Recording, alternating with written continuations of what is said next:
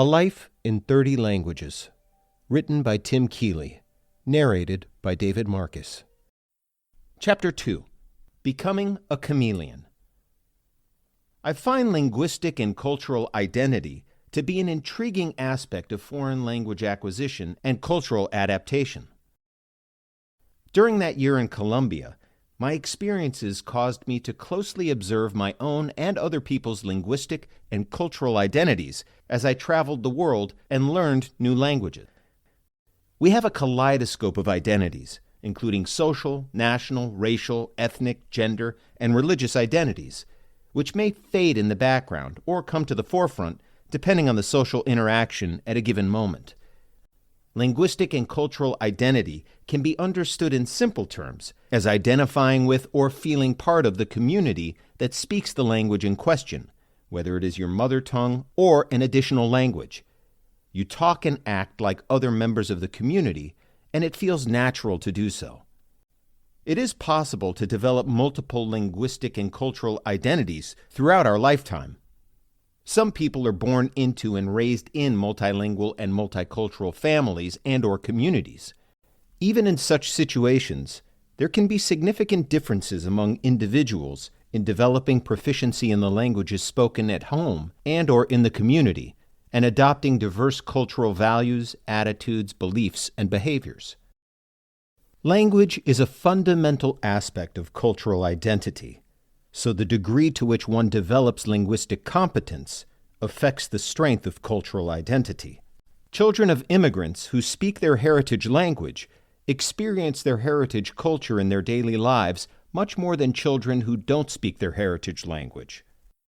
The loss of heritage language among immigrant children sometimes leads to an inability of the parents to socialize with their children, family disunity, and even domestic violence. When parents do not help their offspring learn their heritage language, the children may lose the opportunity to learn that language in a natural setting and even their ethnic identities. Conversely, studies related to the maintenance of heritage languages show positive correlations between language maintenance and the construction of ethnic identities, personal psychological development, higher self-esteem, and confidence. I remember being shocked at an Association of International Business conference by a presentation from an American academic of Chinese ethnicity who did a psychological investigation involving ethnic Chinese in the U.S. She never asked the subjects in the study if they spoke Chinese. She simply treated them all the same in trying to show how their cultural background affects their perception. I mentioned this during the question and answer session. Afterward, an audience member came up to me and commented that since she did not consider proficiency in the heritage language, her research approach seemed like racial stereotyping equivalent to racial profiling condemned in the U.S. For the last 30 years, I have been a cross-cultural management professor in Japan. My research is focused on the psychological and attitudinal factors that affect foreign language acquisition and cultural adaptation. Indisputably, linguistic and cultural identity is the most critical factor in determining how well a foreign language learner imitates people who speak the target language as their mother tongue regarding their accent, prosody, speech habits, and body language. I previously mentioned that my other linguistic and cultural identities only affect my native tongue when I'm not attentive or not trying to prevent it. This reminds me of a research paper written on this subject by Nicole Marks. I want to talk about what she wrote concerning her personal experiences because they reflect, in many ways, my own experiences during my language learning journey. As a Canadian whose mother tongue is English, she explores the construction of her German linguistic and cultural identity during a 3-year sojourn in Germany. At first, she tried to keep people from thinking that she was American from her accent when she spoke German. She still couldn't imitate local German speakers well enough to do so, and with previous experience learning French, she spoke German with traces of a French accent. The fact that French students were more readily accepted than Americans by the locals was one motivating factor. As she began to copy her local counterparts in non-linguistic forms, such as their dress style and social behavior, she progressed in developing a more native-like German accent. As Shakespeare said, "All the world's a stage, and all the men and women merely players." Later, I would like to discuss the relationship between acting and successfully functioning in foreign languages and cultures. She started to imitate aspects of the regional German dialect and accent of where she spent most of her time, and those of the places she visited. During this process, she experienced a significant influence on how she spoke and wrote in her native English. In brief interactions with locals, she played the game of trying to create the impression that German was her mother tongue. After reaching a high level of German proficiency, and with more success in creating the impression of being a native speaker, she returned to Canada. For the initial 3 months, her accent in English was not only affected by her German, but also by her impression of a British accent. She often sought to mimic a British accent while teaching English in Germany, since this was the preferred accent among her students. One important reason for the foreign accent in her native English was the desire to express that her experiences and ability in foreign languages had transformed her. She was no longer the same as monolingual Canadian speakers of English. In brief interactions with locals in foreign languages, I have also challenged myself to pass as a native speaker. However, due to my physical appearance, it is impossible in Asian countries except over the phone. Additionally, I have consciously and unconsciously imitated regional accents and dialects.